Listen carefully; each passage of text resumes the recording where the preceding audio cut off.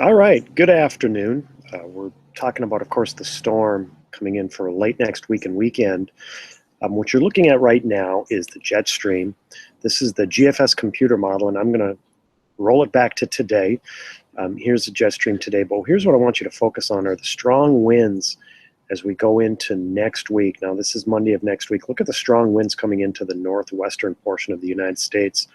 Washington into Montana, streaming east into Montana. That's a powerful jet stream that's going to be slamming into the United States during the week, next week. And then look at how this jet stream buckles as we head into Thursday evening. This is a signature, this S-like looking shape in this jet structure is the signature of a very strong storm that's going to be cranking up over the plain states on Thursday evening and into Friday morning. This is for Thursday around midnight. And then, of course, you can see that this storm system just increases in intensity as we head into Friday. And that only means one thing, which means our weather pattern is going to become active as we head into late next week and weekend. What is exactly going to happen? Well, we're not sure yet, but we do know that a major storm system is going to develop in the Central Plains on Thursday and then move east and northeast into the Great Lakes Friday and Saturday morning. This is the temperature profile at 850 millibars over the United States, and this is for this weekend, very warm this weekend, so no chance for any type of frozen precipitation. In fact, no chance for precipitation at all this weekend. Then as we head into next week, fairly tranquil pattern, at least early next week.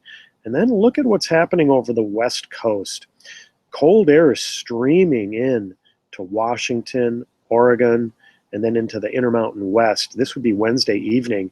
And then as that storm system deepens over the Dakotas on Thursday, you can see the cold air is starting to be tapped on Thursday over Canada and the northwestern U.S., and that cold air really slams into Minnesota and Wisconsin as we head into Friday evening and then overnight Friday. That is a powerful cold front with some fairly significant Arctic air that knifes into Minnesota and Wisconsin late Friday into Saturday morning.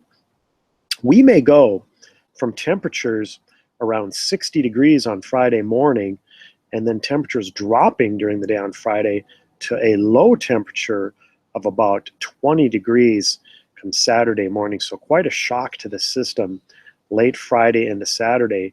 And the atmosphere, as you can tell by these 850 millibar temperatures, the atmosphere will be cold enough to support frozen precipitation from about midnight Friday into the early weekend into Saturday. Temperatures well below 32 degrees at 850 millibars as we head into Saturday. So if we can get some moisture to spin around this storm system on Saturday, it would be in the form of snow showers, and some of that could stick. I'm not expecting a massive winter storm in the Twin Cities or western Wisconsin. At least at this time, I'm not expecting it, but certainly the chance or opportunity for some snow showers and maybe even some sleet on Saturday, and that would create icy conditions and maybe some work for the industry.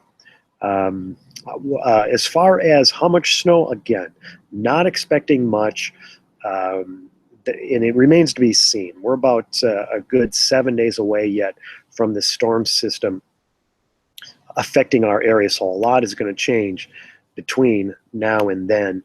I did actually create a graphic, one of the first graphics, travel impact graphics, and I'm going to show that to you. It's rare. In fact, I can't remember the last time that I've ever produced a travel impact graphic 7 days in advance, but I figured it'd be fun to do it now since it's the first one of the season, and it is during a weekend. At least the storm is expected to hit during the weekend, and it certainly could cause some slippery conditions over Minnesota and Wisconsin next weekend. So it is worth at least looking at this.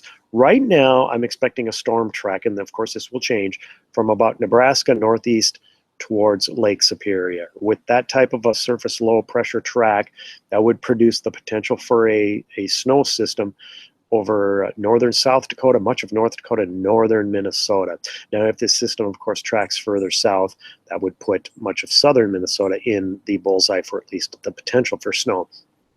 But as of right now, I'm not expecting that. But that certainly will change, and how much it's going to change remains to be seen. We'll be updating you on that as we head into next week. Well, that's it. Be ready for a busy end of the week next week and weekend. And as I had mentioned, I'm expecting it to be much colder here the second week or the second half of November, and that's going to produce at least a few opportunities for snow or sleet or ice over the Twin Cities, southern Minnesota and western Wisconsin between now and December 1st. Take care. Have a good weekend.